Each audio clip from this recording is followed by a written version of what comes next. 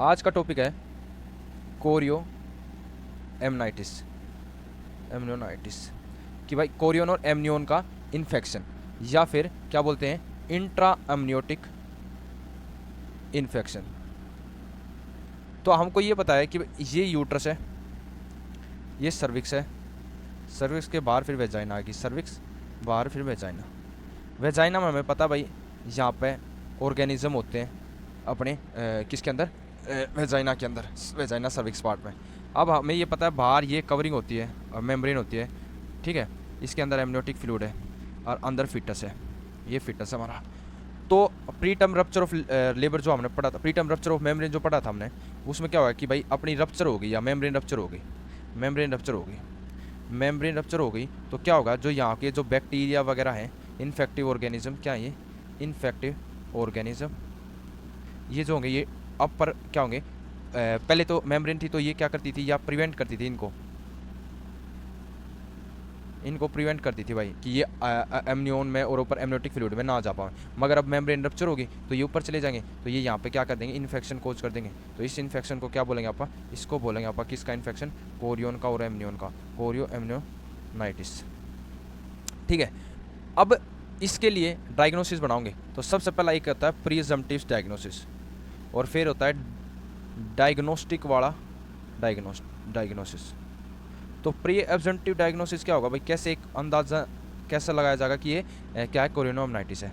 तो सबसे पहला एक तो क्या होगा, इसमें क्या फीचर लेना कि भाई अपने क्या क्राइटेरिया इसका, कि एक तो है कि भाई टेम्परेचर बढ़ा हुआ है 39 डिग्री सेल्सियस से ज़्यादा, किसमें, मदर में, ठीक है। प्लस में इसमें कोई भी एनीवन इनमें से कोई एक, तो ये है टेम्परेचर, दूसरा इनमें से कोई भी एक, किन किन में से, पहले में से ये है कि भाई फिटल में क्या है, fetal tachycardia more than 170 beats per minute heart rate हो रखी है, फिटल टैकीकार्डिया हो रखा है। दूसरा मैटरनल में जो है वो WBC है, वो उसका 15,000 से ज़्यादा नंबर है पर सीसी, क्यूबिक सेंटीमीटर क्यूब।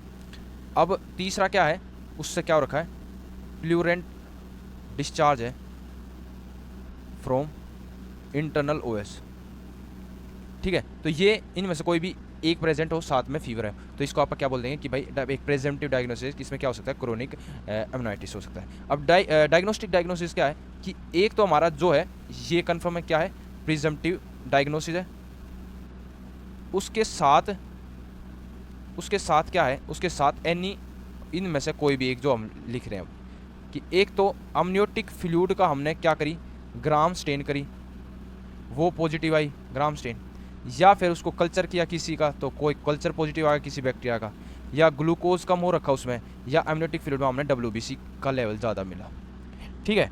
और या फिर दूसरा आप पास कोई साइन मिल गया, किस पे, कोई किसका साइन, इन्फेक्शन का, ऑन हिस्टोपैथोलॉजिकल एग्जामिनेशन। तो ये इनमें से कोई भी एक मिल गया और साथ में प्रिजम्पटिव डायग्नोसिस है, तो इसका मतलब डायग्नोस्टिक डायग्नोसिस हो गया कि ये क्या है, कोरियन एमनाइटिस है। अब मैनेजमेंट क्या देखते हैं भाई, इसका मैनेजमेंट क्या करेंगे, इसका सबसे अपना मैनेजमेंट क्या है कि मेन मैनेजमेंट है इंडक्शन ऑफ लेबर, कि भाई उसका इंडक्शन करवा दो, लेबर स्टार्ट करवा दो और क्या करवा दो, वेजाइनल डिलीवरी। दूसरा उसके क्या करो, एंटीबायोटिक दो, कौन सी, एम्पिसिलिन प्लस में जेंटामाइसिन, ठीक है। और ये होगा मैनेजमेंट होगा। अब कोरियन एमनाइटिस के कॉम्प्लिकेशंस क्या क्या हो सकते हैं, सबसे पहला तो सेप्सिस हो सकता है भाई बच्चे के अंदर, न्यूनेटल सेप्सिस। दूसरा पोस्टपार्टम जो होगा, after partum postpartum endometriosis, inflammation of our endometrium.